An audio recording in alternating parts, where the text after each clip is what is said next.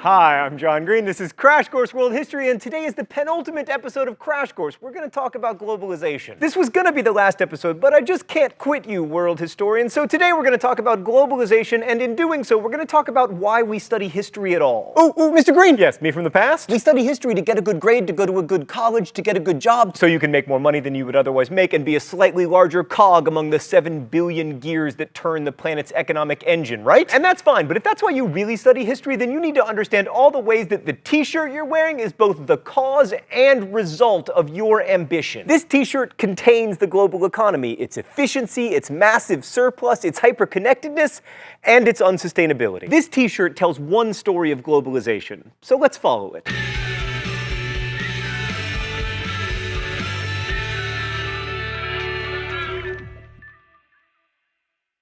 So globalization is a cultural phenomenon. It's reflected in contemporary artwork and population migration and linguistic changes, but we're going to focus, as we so often have during Crash Course, on trade. So the world today, as symbolized by our international felt melange, experiences widespread global economic interdependence. Now, of course, economic interdependence and the accompanying cultural borrowing are nothing new. You'll remember that we found trade documents from the Indus Valley civilization all the way in Mesopotamia. But for a few reasons, the scale of this trade has increased dramatically. 1. Multinational corporations have global reach and increasing power. 2. Travel and shipping are cheap and safe. It took about 2 months to cross the Atlantic in 1800. Today, it takes about 5 hours by plane and less than a week by ship. 3. Governments have decreased tariffs and regulations on international trade, leading to what is sometimes called, euphemistically, free trade. To which I say, if this trade is so free, how come BBC America is in the premium tier of my cable package? To understand the role that governments play in international trade, let's look again at this t-shirt. This t-shirt, like most t-shirts made in the world, contains 100% American cotton. And that's not because the US makes the best cotton or the most efficient cotton, it's because the US government subsidizes cotton production. And that's what makes this cotton cheaper than cotton of similar quality from Brazil or India. But in the last 30 years, the US's share of cotton exports has gone down as Brazil, India, and Africa's cotton exports go up. And that trend will likely continue as the US moves away from its expensive cotton subsidies. In fact, these days it's already possible to find t-shirts with Brazilian, Indian, or Ugandan cotton, or a mixture of cottons from all around the world. But because the American government doesn't subsidize industry in the way it does agricultural production, the actual spinning and weaving of the cotton takes place in lower wage countries: Mexico, Guatemala, Vietnam, China,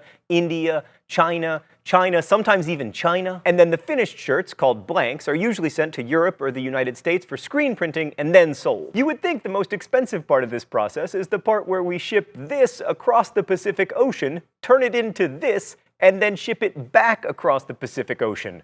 But you'd be wrong. Wholesale t-shirt blanks can cost as little as $3. The expense is in the printing, the retail side of things, and paying the designer at Thought Bubble who was tasked with the difficult job of creating a Mongol who is at once cute and terrifying. So contemporary global trade is pretty anarchic and unregulated, at least by international institutions and national governments. Much of this has to do with academic economists, mostly in the US and Europe, who have argued with great success that governmental regulation diminishes prosperity by limiting growth. Now, some nations in Latin America, the Caribbean, and Africa haven't been particularly keen to pursue free trade, but they've been bullied into it by larger economies with whom they desperately need to trade. So in the past 30 years, we've seen all these emerging markets lowering their tariffs, getting rid of regulation, and privatizing formerly state-run businesses. And they often do that to appease the International Monetary Fund, which offers low-interest loans to developing world economies with the motto, "many strings attached." Now, whether these decreased regulations have been a net positive for these developing world economies is a subject of much debate, and we will wade into it, but not until next week. First, we need to understand more about the nature of this trade. So you'll remember from the Industrial Revolution episode that industrial Western powers produced most of the manufactured goods, which were then sold in international markets.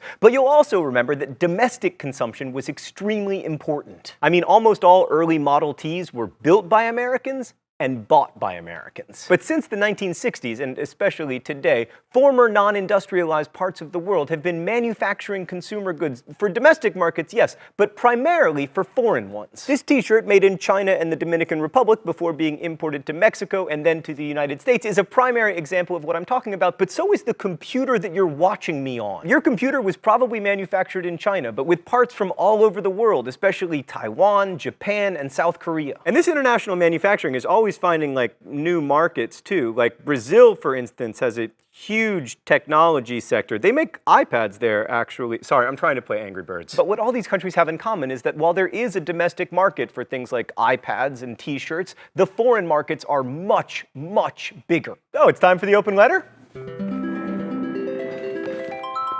An open letter to Cookie Monster. But first, let's see what's in the secret compartment today. Oh, it's a cookie dough flavored balance bar for people who love cookies and pretending to be healthy. Dear Cookie Monster, here's the thing, man. You don't have a stomach. That's why when you put a cookie in your mouth, it crumbles up and then it just falls out of your mouth. But here's what fascinates me, Cookie Monster. I believe you when you say you love cookies. It doesn't matter that you can't actually eat cookies because where you would have a stomach, you instead have someone's arm. And that, Cookie Monster, is what makes you a beautiful symbol for contemporary consumption. You just keep eating, even though you can't eat. Cookie Monster, you are the best and the worst of us.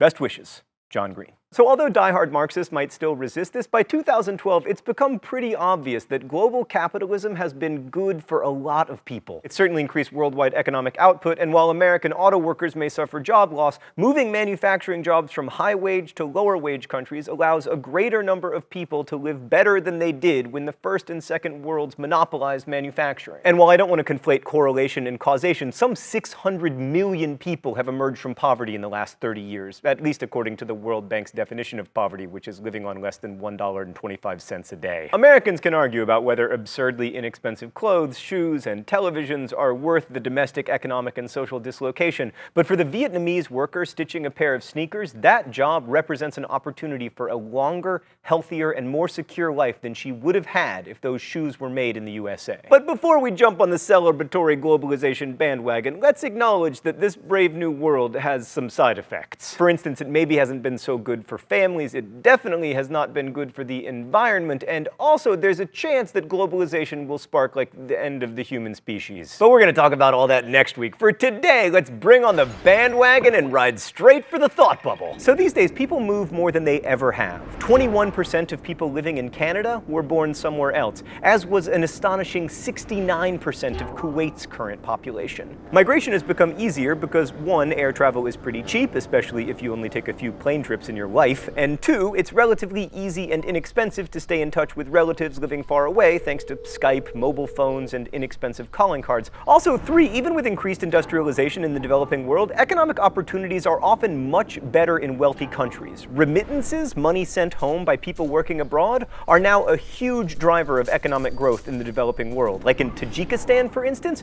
remittances are 35% of the country's total gross domestic product. With all these people moving around the world, it's not surprising that globalization also means cultural blending. When people move, they don't just give up their literary, culinary, artistic, and musical traditions. Globalized culture is a bit of a paradox, though, because some people see culture today as increasingly Americanized, right? Like, Friends is currently broadcast in over 100 countries. You can find Diet Coke for sale deep in the jungles of Madagascar. The NBA is huge in China. There are fewer languages spoken today and probably less cultural diversity. But on the other hand, an individual's access to diverse cultural experience has never been greater. Bollywood movies, Swedish hip-hop, Brazilian soap operas, highlights from Congolese football matches, these are all available to us. Culinary cultural fusion is all the rage. More novels are translated from languages than ever before, although few are actually read. And in the surest sign of cultural globalization, football, the world's game, has finally reached America, where broadcasts of the greatest collective enterprise humanity has ever known, Liverpool Football Club, got record ratings in 2012. Thanks, Thought Bubble. Hey, one last request. Could you put me in a Liverpool jersey on the pitch at Anfield, raising the Premier League trophy with Steven Gerrard hugging me? Yes, just like that. Oh, Thought Bubble, I love you so much. Okay, so this all brings us to how globalization has changed us and whether it's for the better. Assuming you make the minimum wage here in the United States, this t-shirt, purchased at your friendly neighborhood e-tailer dftba.com, will cost you about 3 hours worth of work. And yes, that does include shipping. By the time it arrives at your door, the cotton within that t-shirt will have traveled by truck, train, ship, possibly even airplane if you opt for priority shipping. And it will probably have traveled further than Magellan did during his famous circumnavigation of the globe. You get all that for 3 hours of work. By contrast, a far less comfortable garment several hundred years ago would have cost you 10 times as much work. But these improvements have been accompanied by change so radical that we struggle to contextualize it. Like, the human population of our planet over time looks like this. Dang.